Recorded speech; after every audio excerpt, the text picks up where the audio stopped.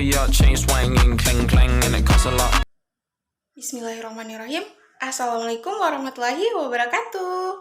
Halo teman-teman, bertemu lagi dengan saya Erni Risma dengan NIM 20250102093 Prodi Perbankan Syariah kelas C semester 5. Pada pertemuan kali ini, saya akan mempresentasikan materi akuntansi manajemen syariah yang terdiri dari 6 poin utama.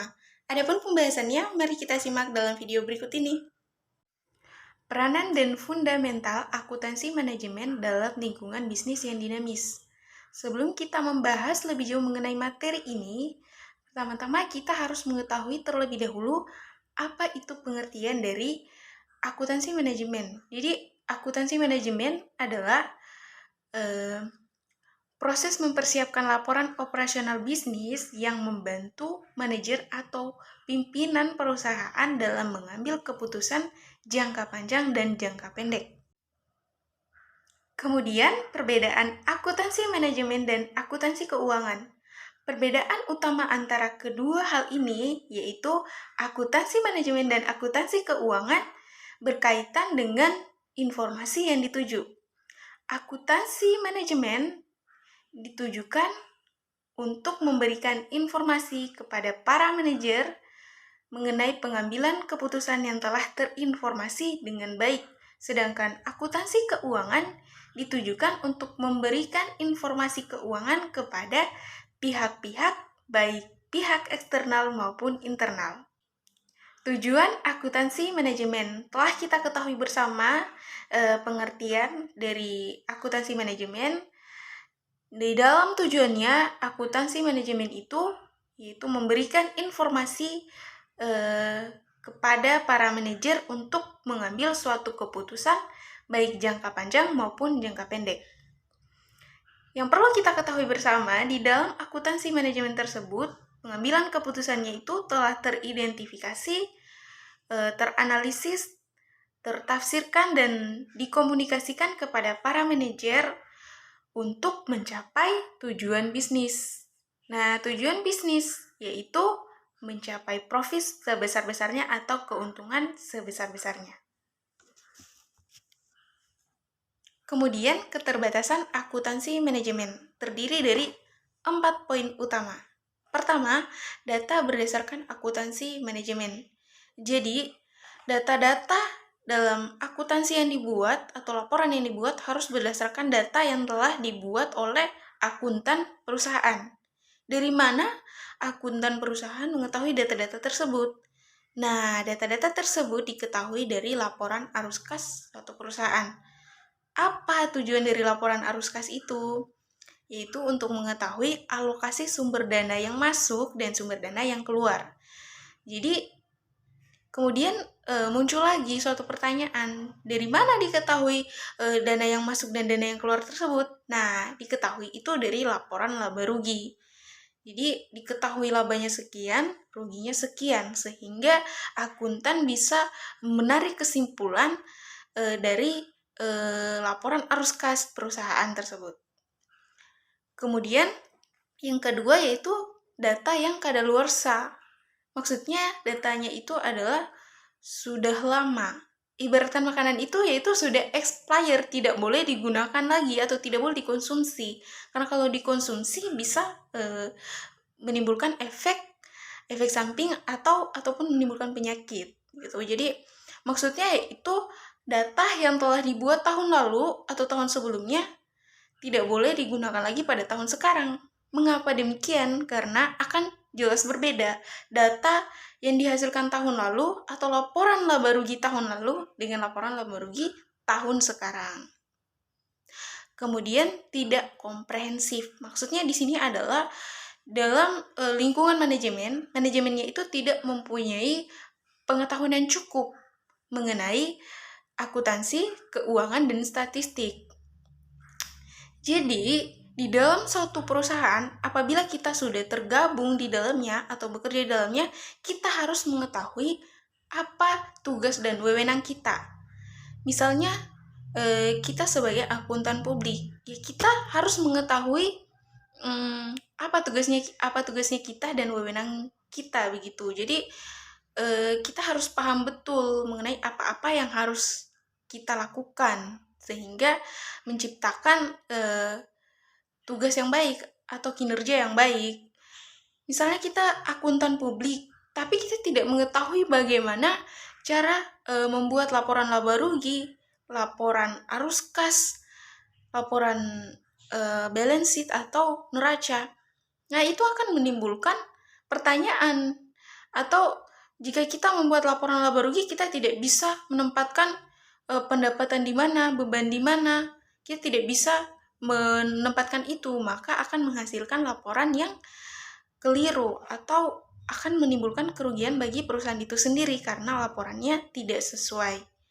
Kemudian yang keempat, membutuhkan biaya yang mahal. Jadi, di dalam akuntansi manajemen itu yang perlu kita ketahui adalah membutuhkan suatu sistem akuntansi. Sistem ini tentunya akan berkaitan dengan alat, misalnya alat komputer.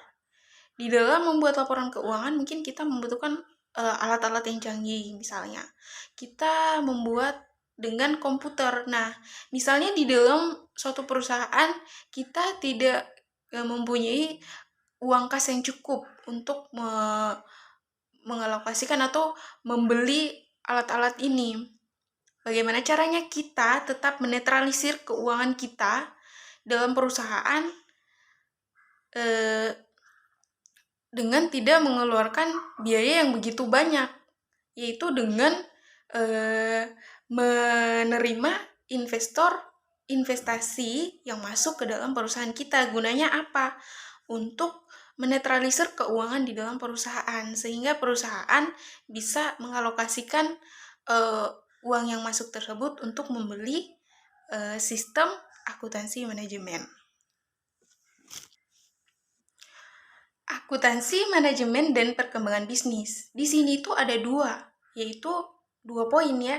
Ada akuntansi manajemen dan perkembangan bisnis. Bagaimana keterkaitan kedua poin ini? Nah, dalam mengantisipasi perkembangan perekonomian saat ini, perusahaan dalam aktivitasnya harus menerapkan yang namanya proses integrasi bisnis. Artinya, perusahaan-perusahaan itu tidak hanya memperhatikan fungsinya sendiri-sendiri, tetapi dalam dinamika pertumbuhan ekonomi harus senantiasa sejalan dengan perkembangan profesi akuntan. Peranan akuntansi manajemen dalam perusahaan akuntansi dan peranan akuntansi manajemen di masa yang akan datang. Jadi, pada saat ini akuntansi manajemen itu tidak hanya sebagai penyedia data informasi belaka, tetapi juga lebih kepada membantu manajer dalam mengambil suatu keputusan. Dalam perubahan masa yang akan datang, aktivitas kerja ini dalam akuntansi manajemen itu sudah tidak mengandalkan pada tata kerja tim atau kelompok, tetapi lebih mendasar pada tata kerja individual atau perorangan. Kegiatan pekerjaan ini lebih melibatkan pada individu-individu atau perorangan secara fungsional. Jadi begitu teman-teman. Konsep biaya dan manajemen biaya. Konsep biaya adalah keseluruhan item yang wajib dicatat dalam buku besar sebagai biaya perolehan. Sedangkan manajemen biaya adalah salah satu sistem yang didesain untuk dapat menyediakan informasi bagi manajemen untuk mengidentifikasi peluang-peluang yang akan muncul di masa yang akan datang yang diperlukan sebagai sumber suatu organisasi. Cost, volume, profit, dan perencanaan laba atau profit planning. Pertama, pengertian cost, volume, profit. Jadi, cost, volume, profit di sini adalah suatu metode untuk menganalisis bagaimana berbagai keputusan operasi dan pemasaran itu mempengaruhi suatu laba. Analisis cost volume profit ini meliputi menetapkan harga jual produk dan jasa, memperkenalkan produk dan jasa yang baru kepada masyarakat, dan menggantikan sebuah peralatan dan menentukan titik impas. Jadi di dalam cost cost volume profit ini melibatkan 3 metode, yaitu faktor biaya, faktor penjualan, dan faktor laba. Tujuan analisis cost volume profit ini adalah untuk menentukan berapa harga jual atau volume penjualannya berapa, kemudian bauran produk yang diperlukan untuk mencapai target laba itu berapa. Hanya ada satu produk saja yang diproduksi, sebagaimana awal variabel yang tidak diketahui hanya volume penjualannya saja. Kemudian perencanaan laba. Jadi perencanaan laba di sini berkaitan dengan tindakan apa yang akan kita ambil untuk mencapai tujuan yang diinginkan. Di mana dalam suatu perusahaan tujuan yang diinginkan itu atau tujuan dari perusahaan itu sendiri adalah mencapai profit atau keuntungan sebesar-besarnya. Perencanaan laba multi-product entity. Jadi sebelum bahas materi ini kita harus mengetahui apa itu perencanaan laba atau perencanaan. Di dalam mengambil sebuah keputusan tentunya kita harus melakukan perencanaan terlebih dahulu. Perencanaan di sini merupakan langkah awal yang harus kita buat dalam suatu usaha sebelum pengambilan keputusan. Jadi baik buruknya suatu perencanaan yang kita buat itu tergantung dari keputusan yang kita ambil. Karena keputusan di sini tentunya akan berkaitan dengan keputusan jangka panjang dan keputusan jangka pendek. Perlunya merencanakan laba dan manfaat perencanaan laba. Mungkin teman-teman sekalian bertanya-tanya, perlukah kita melakukan perencanaan laba? Ya tentu. Di dalam suatu perusahaan atau di dalam kombinasi wirausaha, tentu dalam pemikirannya itu yaitu profit, yaitu keuntungan yang akan dicapai ke depannya. Jadi mengapa kita perlu merencanakan laba? Pertama, jalannya suatu perusahaan itu dipengaruhi oleh faktor-faktor yang berada dalam kekuasaan perusahaan itu sendiri, yang bisa dikendalikan perusahaan itu sendiri dan sulit dikendalikan oleh perusahaan itu sendiri. Kemudian dalam menetapkan besarnya laba, perlu diperhatikan adanya keterbatasan dalam proses produksi. Misalnya jumlah mesin, jumlah tenaga kerja, penyediaan bahan baku, dan sebagainya. Dan yang ketiga, dengan adanya keterbatasan tersebut, sehingga kita itu perlu merencanakan yang namanya kombinasi jenis produk yang akan kita buat dan produk yang akan kita jual. Maksudnya itu kita harus mengkombinasikan produksi yang kita buat berapa dan harga jualnya berapa. Misalnya kita mau buat smartphone, bahan bakunya berapa, proses produksi barangnya itu berapa, yang dibuat bahan baku yang dibutuhkan untuk membuat barang ini atau smartphone ini berapa, kemudian harga jualnya berapa, sehingga diperoleh laba yang optimal. Kemudian teman-teman, di dalam perencanaan laba multi-product entity ini kita mengenal yang namanya break-even point atau BEP. Jadi break-even point ini yaitu posisi di mana perusahaan tidak mengalami kerugian dan tidak memperoleh laba. Manfaat break-even point ini sendiri, pertama yaitu alat perencanaan untuk menghasilkan laba. Yang kedua, memberikan informasi kepada perusahaan mengenai berbagai tingkat volume penjualan. Dan yang ketiga, yaitu untuk mengetahui hubungan tingkat volume penjualan dengan hubungan dengan produk yang dibuat dan yang akan dijual, sehingga menghasilkan laba yang optimal. Kemudian analisis perilaku biaya. Jadi perilaku biaya di sini merupakan gambaran aktivitas suatu perusahaan di mana aktivitas tersebut menunjukkan suatu kegiatan naik turunnya suatu operasional dalam perusahaan. Misalnya ketika biaya yang dikeluarkan terlalu banyak daripada aktivitas yang dilakukan. Dalam pengklasifikasiannya, perilaku biaya di sini menyangkut 3 kelompok. Pertama, biaya tetap.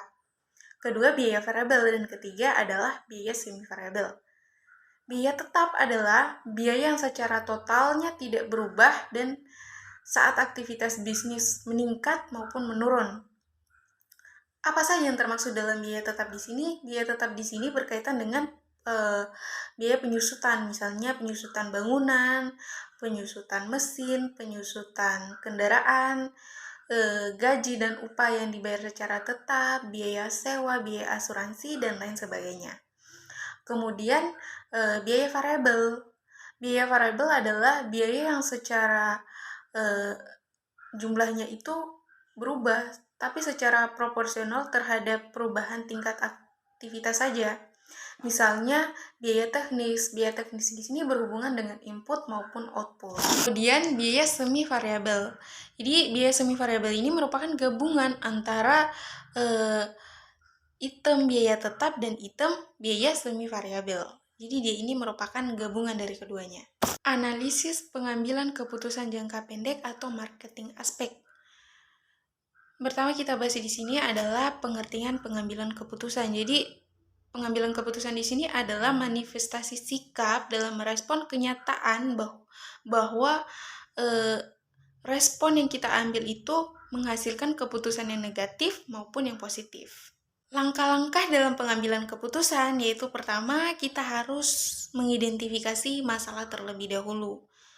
Kita harus mengetahui masalah-masalah apa yang akan kita bahas dalam kita membuat suatu usaha. Kemudian, kita identifikasi beberapa alternatif dari masalah-masalah yang telah kita temukan tersebut. Yang ketiga, identifikasi biaya dan manfaat yang berkaitan dengan setiap alternatif yang layak. Alternatif apa yang layak kita ambil dalam keputusan yang telah kita buat. Kemudian kita hitung total biaya dan manfaat yang relevan untuk setiap alternatif yang telah kita ambil. Yang kelima, nilai faktor kualitatif. Kita hitung biaya-biaya berapa yang akan kita butuhkan, berapa jumlah uang yang akan kita butuhkan, atau biaya yang akan kita keluarkan dalam masalah yang telah kita temukan dalam keputusan kita. Yang ketiga, kita tariklah sebuah keputusan yang telah kita identifikasi sebelumnya. Baiklah teman-teman sekalian, demikianlah pemaparan presentasi saya mengenai akuntansi manajemen syariah. Semoga bermanfaat untuk diri saya sendiri dan teman-teman sekalian. Saya akhiri dengan ucapan, billahi taufiq wal hidayah, wassalamualaikum warahmatullahi wabarakatuh, dan sampai jumpa.